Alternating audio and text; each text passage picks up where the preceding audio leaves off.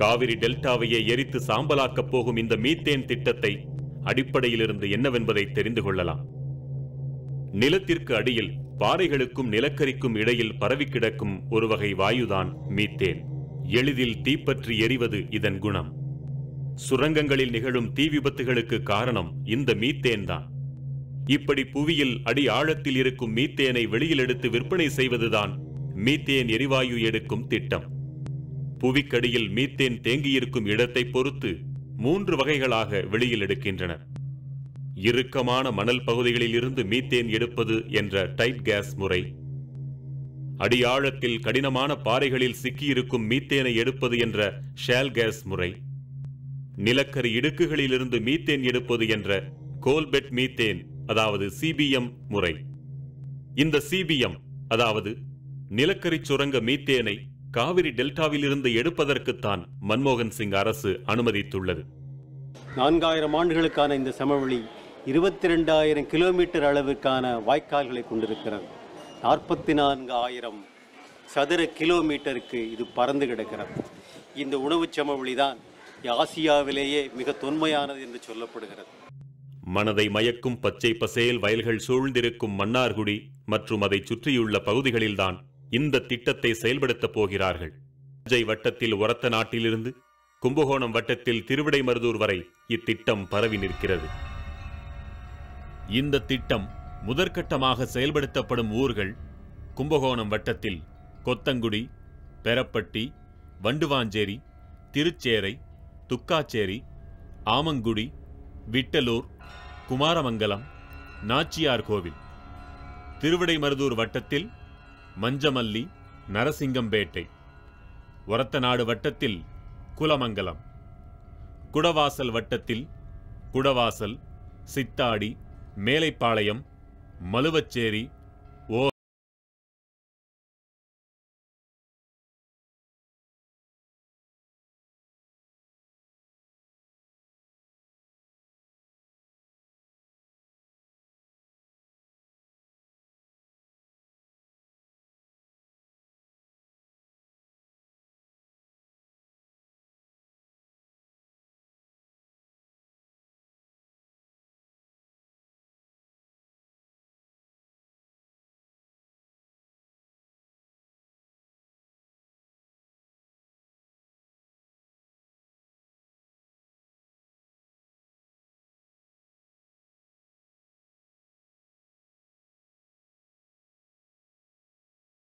காரன், மூவர்கோட்டை, பருத்திக்கோட்டை, களஞ்சிமேடு ஆகியன. இப்பகுதிகளில் தொன்மை வாய்ந்த கோவில்களும் வரலாற்று சிறப்பு வாய்ந்த இடங்களும் பாதுகாக்கப்பட வேண்டிய இடங்களும் ஏராளமாக இருக்கின்றன. குறிப்பாக பறவைகள் சரணாலயமும் இப்பகுதியில் அமைந்துள்ளது. இத்தனையும் மீத்தேன் எரிவாயு திட்டத்திற்கு இரையாக போகின்றன. இந்த திட்டம் இந்த ஊர்களோடு மட்டுமல்லாமல் ஒட்டுமொத்த காவிரி டெல்டா பரப்பிற்கும் விரிவுபடுத்தப்பட உள்ளது. புவியில் ஆழமாக துளைகளை இட்டு அதன் வழியாக மீத்தேனை எடுப்பதுதான் திட்டம் என்று எளிமையாக சொல்லிவிடலாம். ஆனால் திட்டத்தின் விளைவு மீத்தேன் மட்டுமல்ல, இன்னும் என்னவெல்லாம் கொடுமைகள் அரங்கேறப் போகின்றன என்பதை விரிவாக பார்க்கத்தான் போகிறோம். மூச்சை பிடித்து வைத்துக் கொள்ளுங்கள். மீத்தேன் எடுக்கும் முறையை முழுமையாக பார்க்கலாம். மீத்தேனுக்கான துளைகளை 6000 அடிகளுக்கும் கீழாக இடுவார்கள். பின்னர் அங்கிருந்து பக்கவாட்டில் பல்லாயிரம் மீட்டர்களுக்கு துளைத்தெடுப்பார்கள். ஓர் ஆழ்துளையிலிருந்து பல திசைகளிலும் பக்கவாட்டு துளைகளை இடுவார்கள். பின்னர் அந்த துளைகள் வழியாக வேதிப்பொருட்களை மிக அதிக அழுத்தத்தில் செலுத்தி ஆழத்தில் இருக்கும் பாறைகளை வெடிக்கச் செய்து அங்கு சிக்கியிருக்கும் மீத்தேனை விடுவிப்பார்கள். விடுவிக்கப்பட்ட மீத்தேன் இவர்கள் அனுப்பும் ரசாயன நீரோடு கலக்கப்பட்டு பின் வெளியில் எடுக்கப்படும். வெளியில் எடுக்கப்பட்ட பின்னர் மீத்தேன் எரிவாயு மட்டும் பிரித்தெடுக்கப்படும். ஒரு மீத்தேன் கிணறு அமையும் பகுதியை 5 to 7 நாட்களுக்குள்ளாக சுத்தம் செய்து 50 to 100 நாட்களுக்குள்ளாக முழுமையாக துளையிட்டு விடுவார்கள். ஆழ்துளையிலிருந்து மீத்தேனை எடுக்கும் முறையை ஒருமுறை பார்த்தாலே போதும், நம் மனமெல்லாம் பதறிப்போகும். இந்தியா என்பது ஒரு விவசாய நாடு. விவசாயம் இந்தியாவின் முதுகெலும்புன்னு சொன்னால் இந்தியாவின் முதுகெலும்பை முறிக்கின்ற வேலை, தமிழகத்தின் முதுகெலும்பை முறிக்கின்ற வேலை இப்போ நடந்துட்டு இருக்கு. ஒரு கிணற்றுக்கு மீத்தேன் எடுக்க ஓர் ஆண்டிற்கு 400 லாரிகள் மணலும் 400 டேங்கர் லாரிகள் அளவிற்கு நீரும் தேவை. அதாவது 100 வீடுகள் முழுமையாக கட்டுவதற்கான கட்டுமான பொருட்களை கொண்டு ஒரு முறை மீத்தேன் உறிஞ்சப்படுகிறது. ஒரு மீத்தேன் கிணற்றுக்கு மட்டும் 5 நாட்கள் நடக்கும் இந்த நீரியல் விரிசல் முறைக்கு 5,66,00,000 லிட்டர் தண்ணீர் தேவைப்படுகிறது. சோதனை முறையில் 50 கிணறுகளுக்கு மட்டும் கணக்கிட்டால் கூட 263 கோடி லிட்டர் தண்ணீர் தேவைப்படுகிறது. 50 கிணறுகளா என்று அவசரப்பட்டு வாயை பிளக்க வேண்டாம். நம்மை வாழ வைக்கும் தஞ்சை டெல்டா பகுதியில் சுமார் 2000 மீத்தேன் கிணறுகள் வரவிருப்பதாக புள்ளி விவரம் சொல்கிறது. அப்படியானால் அந்த 2000 கிணறுகளில் ஒரு முறை மீத்தேன் எடுக்க மட்டும் 4 TMC தண்ணீர் தேவைப்படும். 4 TMC நீர் என்றால் எவ்வளவு தெரியுமா? அதை கொண்டு சுமார் 40 லட்சம் பேருக்கு அன்றாடம் 100 லிட்டர் வீதம் ஆண்டு முழுவதும் பகிர்ந்தளிக்க முடியும். இன்னும் எளிமையாக சொல்வதென்றால் 40 லட்சம் பேருக்கு 365 நாட்களுக்கும் நாளொன்றுக்கு 5 குடம் தண்ணீர் வீதம் தர முடியும். மேட்டூர் அணையின் முழு கொள்ளளவான 80 TMC நீரை இந்த கிணறுகள் 4 மாதங்களில் குடித்து தீர்க்கும் என்றால் இதன் அபாயத்தை புரிந்து கொள்ளுங்கள். கர்நாடகாவிடமிருந்து 10 TMC தண்ணீரை பெறுவதற்கே 20 TMC கண்ணீரை விட வேண்டிய நிலைமையில் இருக்கிறோம் நாம். என்றால் மீத்தேன் கிணறுகளுக்கு தேவையான நீர் அனைத்தையுமே காவிரியிலிருந்து மட்டுமே எடுப்பார்கள் என்று குழந்தை கூட நம்பாது. நிச்சயம் ஒட்டுமொத்த தமிழகத்தின் தண்ணீரும் இதற்காக உறிஞ்சப்படும். இப்படியே அடுத்து வரும் 30-40 ஆண்டுகளுக்கும் மீத்தேன் குடிக்கப் போகிறார்கள் என்றால் நம் இயற்கை வளங்கள் எவ்வளவு கொள்ளை போகும் என்பதை கற்பனையாவது செய்து பார்க்க முடிகிறதா? இது நமக்கும் நம் சந்ததிக்குமான குடிநீர் அல்லவா? தனியாரின் கொள்ளை லாபத்திற்காக கொடுத்துவிட்டு தண்ணீர் இல்லாமல் நாம் அலைய வேண்டுமா? தண்ணீருக்கு இந்த நிலை, மணலுக்கு என்ன நிலை என்பதை இனி பார்ப்போம். ஒரு கிணற்றுக்கு 400 லாரிகள் மணல் தேவைப்படுகிறது என்றால் இனி வரவிருக்கும் 2000 கிணறுகளுக்கு 8 லட்சம் லாரிகள் மணல் தேவை. அதாவது 80,000 வீடுகள் கட்ட தேவைப்படும் மணலை விழுங்கப் போகின்றன இந்த மீத்தேன் கிணறுகள். இதே போன்று 40 வருடங்களுக்கு மணலும் தண்ணீரும் விழுங்கப்பட்டுக் கொண்டிருந்தால் நம் தலைமுறைகள் என்னவாகும்? இந்த மணலையும் தண்ணீரையும் கொள்ளிடம், காவிரி மட்டுமல்லாமல் தமிழகத்தின் இதர ஆறுகளிலிருந்தும் நிச்சயம் எடுப்பார்கள். ஏற்கனவே மணலை தின்று தீர்த்த மட்டும் போதாதென்று இப்படி அடிவரை சுரண்டும் அதிபயங்கர திட்டம் வேறா? கொள்ளையடிப்பதற்காக எவ்வளவோ சிந்திக்கிறார்கள், அதை தடுப்பதற்காக கொஞ்சமாவது சிந்திக்க வேண்டாமா? மீத்தேனை எடுக்க மணலும் தண்ணீரும் மட்டுமல்ல, 635 வகையான நச்சுத்தன்மை வாய்ந்த வேதிப்பொருட்களும் பயன்படுத்தப்படுகின்றன. நச்சென்றால் சாதாரண நச்சல்ல, கதிரியக்கம் கொண்ட வேதிப்பொருட்கள் கலந்த நச்சு. இத்தகைய நச்சு வேதிப்பொருட்கள்தான் அடுத்த 30-40 ஆண்டுகளுக்கு நம் தாய் மடி போன்ற தஞ்சை நிலத்திற்குள் செலுத்தப்படும். நினைத்து பாருங்கள், இது மட்டும் நிகழ்ந்தால் நம் நிலம் என்னவாகும்? நம் இனம் என்னவாகும்? ஆறு அமிலமாகும், மண் மலடாகும். பிறகு வாழ்க்கை ஏது நமக்கெல்லாம்? சொல்வதெல்லாம் கனவல்ல, இந்த உலகம் ஏற்கனவே கண்டதைத்தான் பாருங்கள் என்கிறோம். மீத்தேன் கிணற்று குழாய்களில் ஏற்படும் உடைப்புகள் மற்றும் பழுதுகள் காரணமாக மீத்தேன் கலந்த நீர் நிலத்தடி நீரோடு கலக்கிறது. கலந்த நீர் கசிவுகளாக நிலத்திற்குள் ஊடுருவி நீர் ஆதாரங்கள் வழியாக வெளிப்படுகிறது. குடிநீர் குழாய்கள் வழியாகவும் விவசாய பாசன குழாய்கள் வழியாகவும் வெளியேறுகிறது. எரியும் தன்மை கொண்ட இத்தகைய மீத்தேன் கலந்த நீர் வெளியேறினால் என்னவாகும்? மீத்தேன் கழிவு கலந்த நீர் நெருப்பு பட்டவுடன் பற்றி எறிந்தது.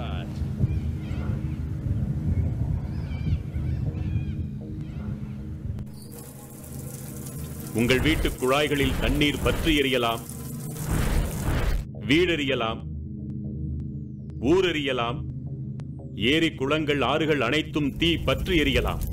காவிரி டெல்டா தீக்காடாகலாம். வாழ வழியில்லாமல் யாவும் மீத்தேன் குடித்து சாகலாம். சற்றேனும் விழித்துக் கொண்டாலோ இத்தனையையும் தடுக்கலாம். மீத்தேன் எடுத்தது போக இக்கிணறுகள் வேதிப்பொருட்களோடு கலந்த மணலையும் நீரையும் கழிவுகளாக தருமல்லவா? பேராபத்தை விளைவிக்கக்கூடிய அந்த நச்சு கழிவுகளை என்ன செய்ய வேண்டும், என்ன செய்வார்கள்? இக்கழிவுகள் அனைத்தும் குட்டைகளில்தான் தேக்கி வைக்கப்பட வேண்டும்.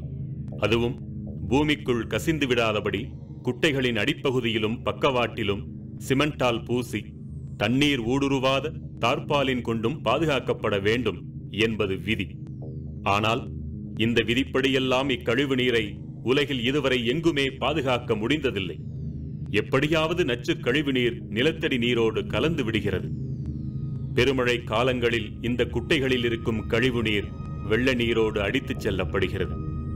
அமெரிக்காவில் ஒரு பெருமழை நாளில் இப்படித்தான் நடந்தது.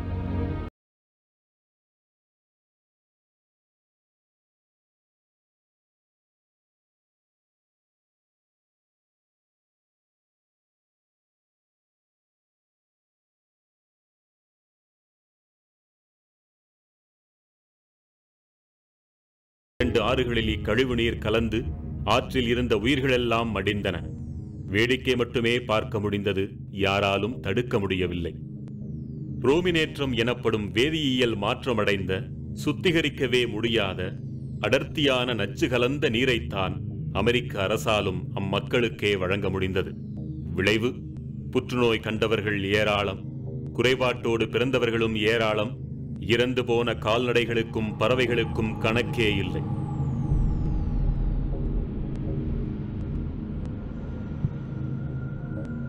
மீத்தேன் கிணறுகளில் உட்செலுத்தப்படும் வேதிப்பொருட்கள் குறித்த தகவல்களில் நிறுவனங்கள் அதிசய ரகசியம் காக்கின்றன. அந்நீரை சுத்தப்படுத்தவே முடியாது என்ற உண்மை வெளியுலகிற்கு தெரிந்துவிடக்கூடாது என்பதற்காகவே ரகசியம் காக்கப்படுகிறது. அமெரிக்கா, ஆஸ்திரேலியா உள்ளிட்ட மேற்குலக நாடுகளில் பல இடங்களில் இன்றும் இத்திட்டத்தை எதிர்த்து போராட்டங்கள் வீரியமாக நடந்து கொண்டுதான் இருக்கின்றன. காவிரி டெல்டா பகுதியில் புயல் மழை என்பது வருடாந்திர நிகழ்வு என்பதிலிருந்து அபாயத்திற்கான வாய்ப்பை நாம் உணர்ந்து கொள்ள வேண்டும். புயலையும் மழையையும் கணிப்பதில் கூட கோட்டை விடும் நம் அரசுக்கு இந்த கொடுமையை தடுக்கும் வல்லமை இருப்பதாக கனவு கூட காண முடியாதே. தானே புயலினால் ஏற்பட்ட சேதம் குறித்து உளப்பூர்வமாக கவலைப்படாத, உரிய இழப்பீட்டை கூட தராத இந்திய அரசின் லட்சணம் நமக்கு தெரியாததா? இவை மட்டும்தான் பாதிப்புகளா?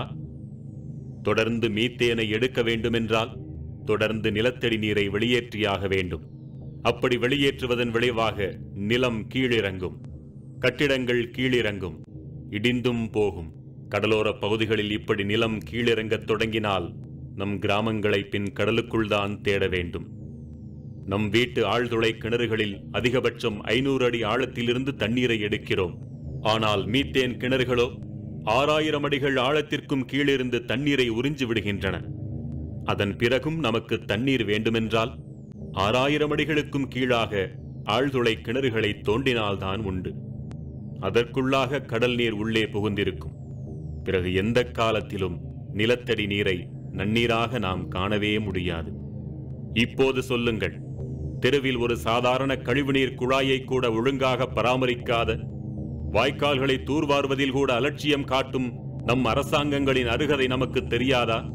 இவர்களா இந்த நச்சு கழிவு நீரை பொத்தி பொத்தி பாதுகாக்கப் போகிறார்கள்? நம் மீனவரின் கண்ணீரை துடைக்க வக்கற்ற அரசா நச்சு கழிவு நீரிலிருந்து நம்மை காக்கப் போகிறது? நிலத்தை கெடுத்து அடுத்து நீரையும் கெடுத்து மீத்தேன் கிணறுகளிலிருந்து வெளியில் எடுக்கப்படும் வாயுக்களிலிருந்து மீத்தேனை தனியாக பிரித்தெடுத்தபின் பிற எரிவாயுக்களை மட்டும் வெளியேற்றுவார்கள். எளிதில் தீப்பிடிக்கும் வாயுக்கள் என்பதால் எரியவிட்டே வெளியேற்றுவார்கள். அவை எரியும் எரியும் எரிந்து கொண்டே இருக்கும். ஆர்சனிக் கலந்த மிக கொடிய நச்சுவாயு காற்றோடு கலக்கும். சில சமயங்களில் இத்தகைய நிலக்கரி படுகைகளில் தீப்பிடித்தால் அணைக்கவே முடியாது என்பதற்கு சாட்சி ஜார்க்கண்ட் மாநிலத்தில் உள்ள நிலக்கரி படுகை. தொடர்ந்து 97 ஆண்டுகளாக பற்றி எரிந்து கொண்டிருக்கிறது.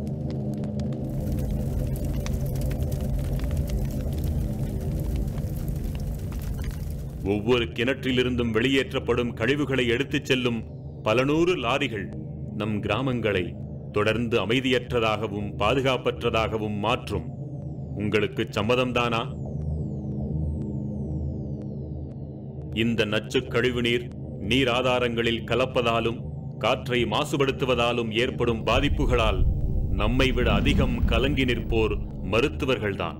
600க்கும் மேற்பட்ட ரசாயன பொருட்கள் கலக்கிறாங்க. அதை பற்றிய உண்மையை அவர்களுக்குள்ள ரகசியத்தை காக்கின்ற சட்டங்களின் மூலம் வெளியிட மறுக்கிறாங்க.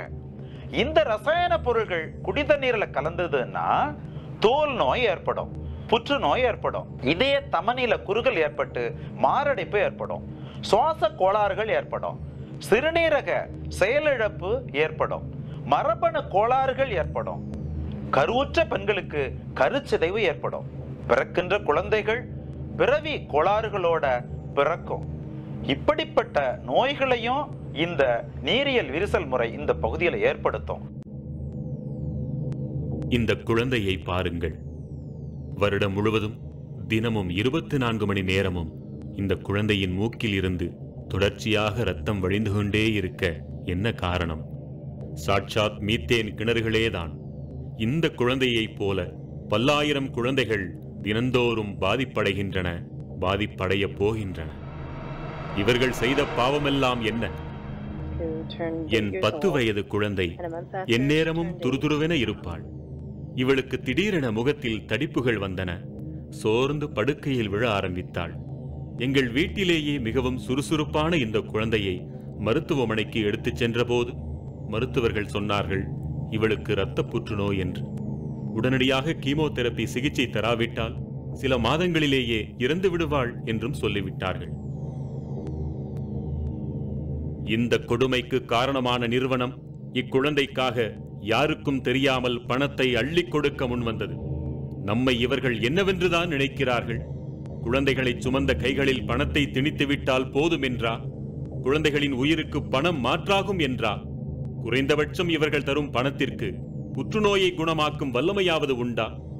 கிட்டத்தட்ட 4 TMC தண்ணீரை ஒருமுறை மீத்தேன் எடுக்க பயன்படுத்துகிறார்கள் என்றால் எந்த அளவிற்கு கழிவு நீரும் வெளியேறும் என்பதை சிந்தித்து பாருங்கள். இந்த அளவிற்கு வெளியேறும் கழிவு நீரை சுத்திகரிக்க எவ்வளவு பெரிய நிறுவனத்தாலும் இயலாது.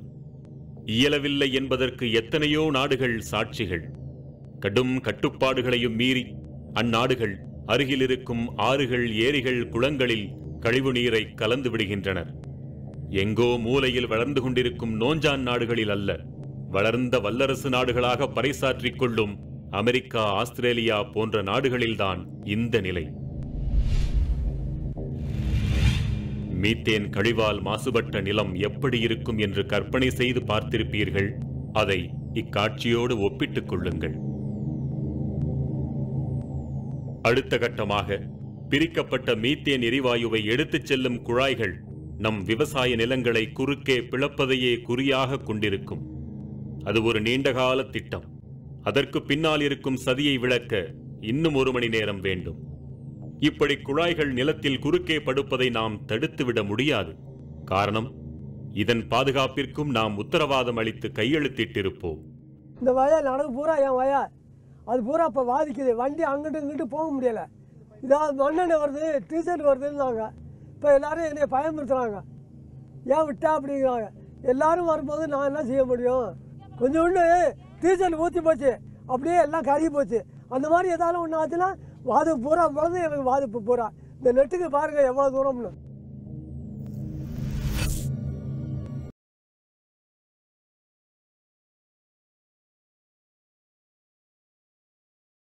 விவசாயிகளுக்கு சிறு பாதிப்பு ஏற்பட்டால் கூட 10 ஆண்டுகள் அல்லது தூக்கு தண்டனை வரை கூட தண்டனை விதிக்க சட்டத்தை இயற்றியிருக்கிறார்கள்.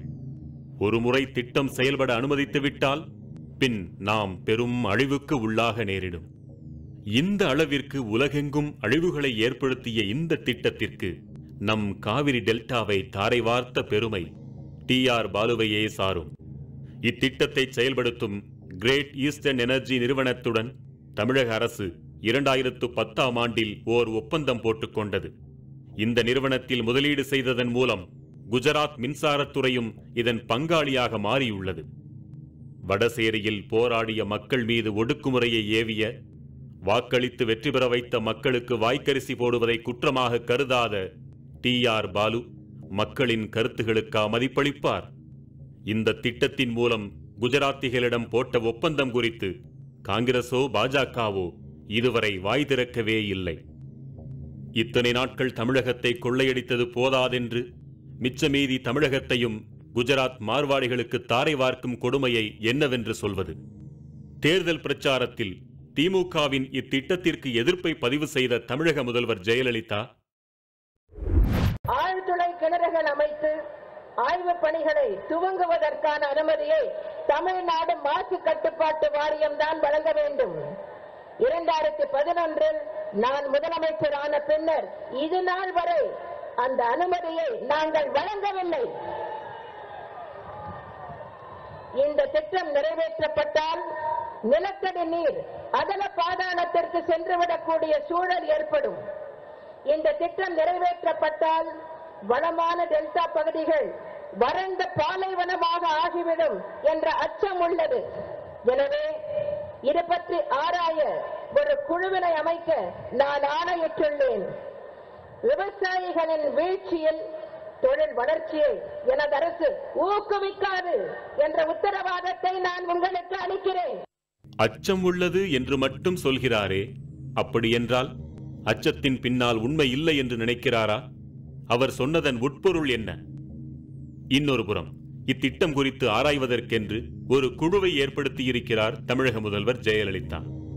அதில் அண்ணா பல்கலைக்கழகம், இந்திய தொழில்நுட்பக் கழகம், தமிழக பொதுப்பணித்துறை, மாசு கட்டுப்பாட்டு வாரியம் மற்றும் MS சுவாமிநாதனின் வேளாண் ஆராய்ச்சி நிறுவனம் ஆகியவற்றை இணைத்துள்ளார். இந்த குழு ஆய்வு மேற்கொண்டு மக்களின் அச்சம் குறித்து அரசிடம் அறிக்கை தரும். கைப்புண்ணுக்கு கண்ணாடி வேலை. இதன் அடிப்படையில்தான் ஜெயலலிதா அரசு முடிவெடுக்கும். இந்த குழுவில் இருக்கும் MS சுவாமிநாதன் என்பவர் யார்? நம்முடைய பாரம்பரிய விதைகளை வெளிநாட்டிற்கு விற்றவர் என்ற குற்றச்சாட்டிற்கு ஆளானவர். பாரம்பரிய விவசாயத்தையே முடக்கிய பெருமைக்குரியவர். அமோக விளைச்சல் என்ற பெயரில் ஆரோக்கியமற்ற விவசாய முறையை கொண்டு வந்து திணித்தவர். இவரது ஆபத்தான திட்டங்களை முறியடிக்கவே வாழ்நாள் முழுவதும் போராடிய நம்மாழ்வாரின் பெயரால் கேட்கிறோம். இவரையும் இவரது ஆய்வு முடிவுகளையும் மீத்தேன் திட்ட அச்சம் குறித்த ஆய்வறிக்கையில் நம்ப முடியுமா? மீனவர்களின் வாழ்வாதாரத்தை அழிக்க வழி செய்யும் மசோதாவை பரிந்துரைத்தவரும் இந்த பெருமகனார்தான். இவரது பரிந்துரைகளை எரித்து இந்தியா முழுவதும் மீனவர்கள் போராட்டம் நடத்தினார்கள். தமிழக கடற்கரை அழிவதில் இவருக்கு பெரும்பங்கு உண்டு. மீனவர்களின் வாழ்க்கையை அழிக்கும் என்று தெரிந்தே செய்தவர்தான் இவர். 2009 இலங்கையில் இனப்படுகொலை நடந்து முடிந்ததும் மிச்சமிருந்த பெண்களையும் குழந்தைகளையும் சித்திரவதை செய்து அழிக்கும் வடக்கின் வசந்தம் என்ற திட்டத்தின் மூலம் இனப்படுகொலை தொடர துணை நின்றவர்.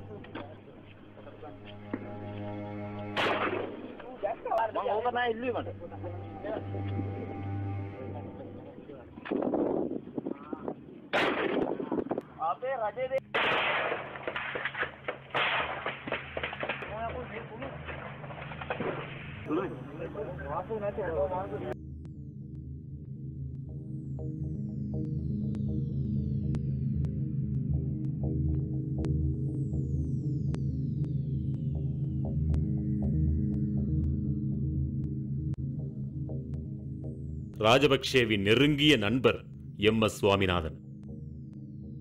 இவர்தான் மீத்தேன் திட்டம் குறித்து தமிழக அரசுக்கு பரிந்துரை செய்யும் குழுவில் பங்கேற்கிறார். எனவேதான் முதல்வர் ஜெயலலிதா அமைத்த குழுவின் நேர்மையை சந்தேகப்பட வேண்டியுள்ளது. வெளிப்படையாக மீத்தேன் திட்டம் அனுமதிக்கப்படாது என்று சொல்லாதவரை தமிழக அரசையும் நாம் நம்புவதற்கில்லை.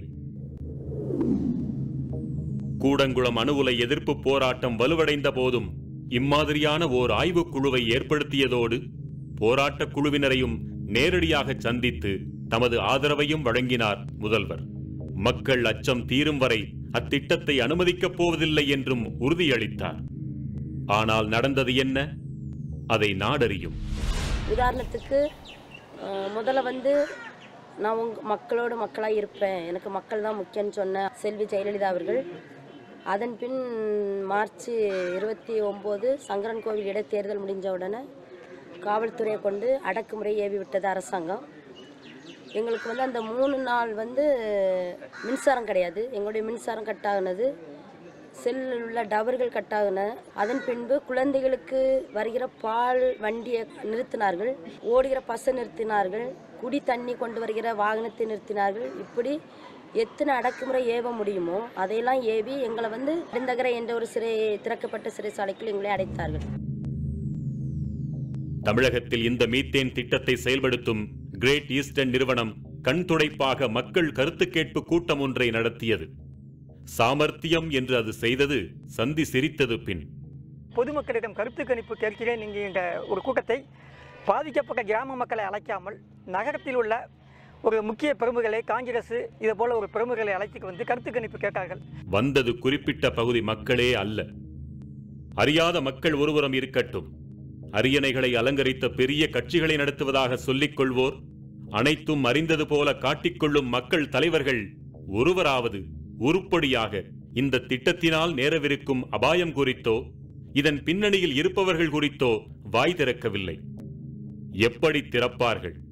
பின்னால் தெரியும் நிழல்களில் இவர்கள் உருவங்களும் அசைகின்றனவே. பல கோடி மக்களுக்கான வாழ்வாதாரமாக திகழும் காவிரி டெல்டாவை ஒற்றை நிறுவனத்தின் கொள்ளை லாபத்திற்காக பலியிட பார்க்கிறார்கள். இந்த திட்டம் தொடங்கப்பட்டால் பல கோடி தமிழர்கள் தங்கள் சொந்த நிலங்களை விட்டு வெளியேற்றப்படுவார்கள். வெளியேறியவர்கள் நகரங்களில் ஒளிந்திருக்கும் நரகங்களில் வேலை தேடி களைப்பார்கள்.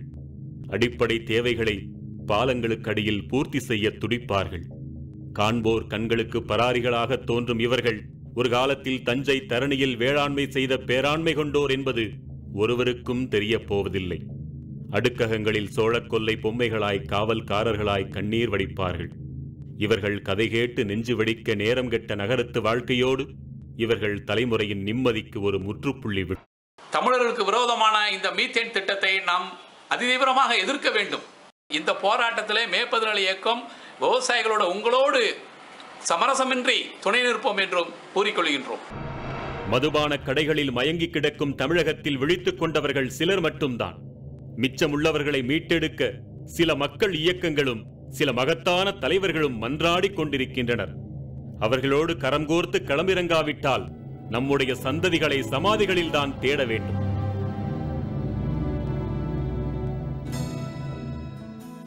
இது நமக்கு உரிமைப்பட்ட சொத்தல்லவா? எத்தனை அற்புதமான ஆறுகள், மலைகள், காடுகள், விவசாய நிலங்கள், உறவுகளாய் பறவைகள், விலங்குகள், இவற்றையெல்லாம் விட்டுவிட்டு அனாதைகளாக வெளியேற விதித்திருக்கிறதா என்ன? நம் செல்ல குழந்தைகள் சாக்கடைகளில் நீரருந்தி சாலையோரங்களில் எச்சில் பொறுக்கி தின்ன எழுதி வைத்திருக்கிறதா என்ன? உயிரோடு நம் சதைகளை பீத்து தின்பதை அனுமதிக்க நாம் உணர்ச்சியற்ற பிண்டங்களா என்ன?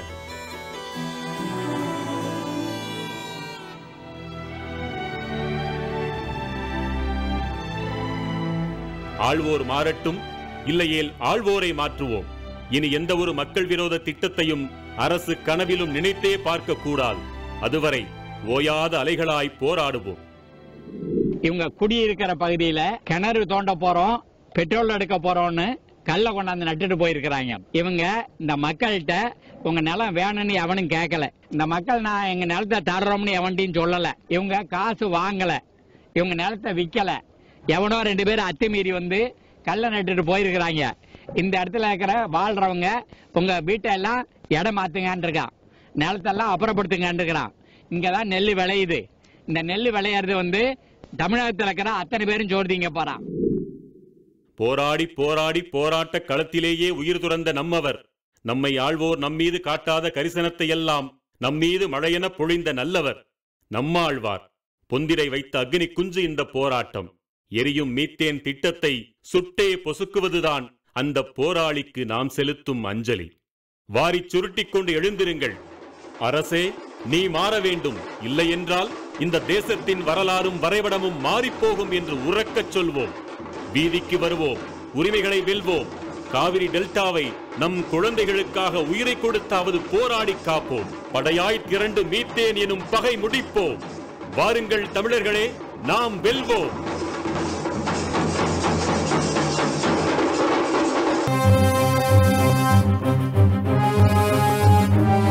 போராடும் மனிதர்கள் சாவதில்லை, போராட்டம் என்றும் ஓய்வதில்லை. வீதியில் பிறக்குது நமது அரசியல், வீட்டுக்குள் கிடப்பதவென்ற தமிழினம். வீழ்த்திடவா பிறந்தோம், நாம் வீழ்த்திடவே பிறந்தோம். வீழ்த்திடவா பிறந்தோம், நாம் வீழ்த்திடவே பிறந்தோம். தமிழ்நாடு இது தாய்நாடு, நம் கண் முன்னாவத சுடுகாடு. போராடு புது கனவோடு, இது மீத்தேனை எதிர்க்கும் போர். நாம் ஒன்றாய் வென்றெடுப்போம்.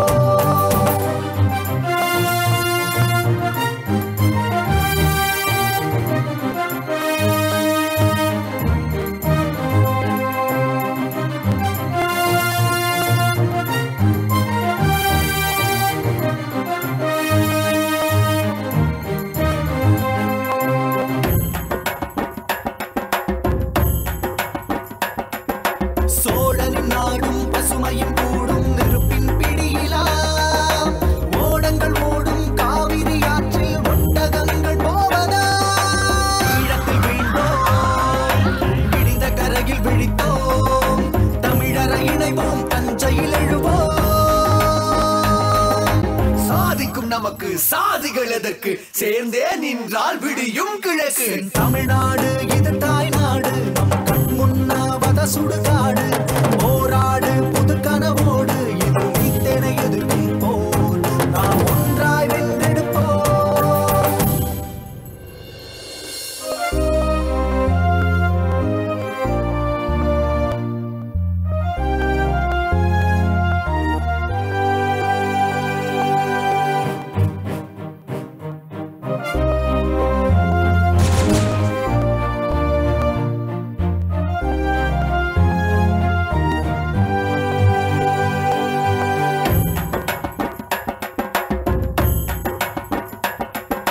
காத்தனின் நிலமும் தஞ்சையின் வயலும் மீத்தேன் பிடியிலாம்.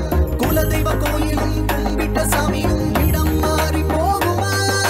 பச்சை மண்ணில் நஞ்சின் விதை விளையும் நிலத்தில் வேதிக் கழிவா. மௌனத்தை உடைப்போம், மண்ணை மீட்போம். தமிழராய் இணைவோம், தாய் மண்ணை காப்போம். போராடும் மனிதர்கள் சாவதில்லை, போராட்டம் என்றும் ஓய்வதில்லை. வீதியில் பிறக்குது நமது அரசியல், வீட்டுக்குள் கிடப்பதவென்ற தமிழினம். வீழ்த்திடவா பிறந்தோம், நாம் வீழ்த்திடவே பிறந்தோம்.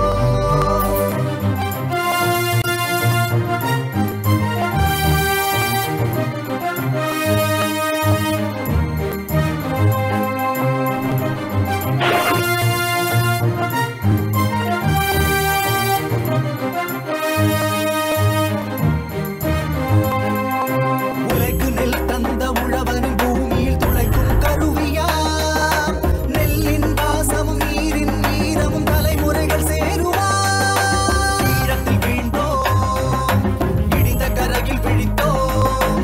தமிழரை இணைவோம், தஞ்சையில் எழுவோம். எழுவோம் எழுவோம் எழுவோம் எழுவோம்.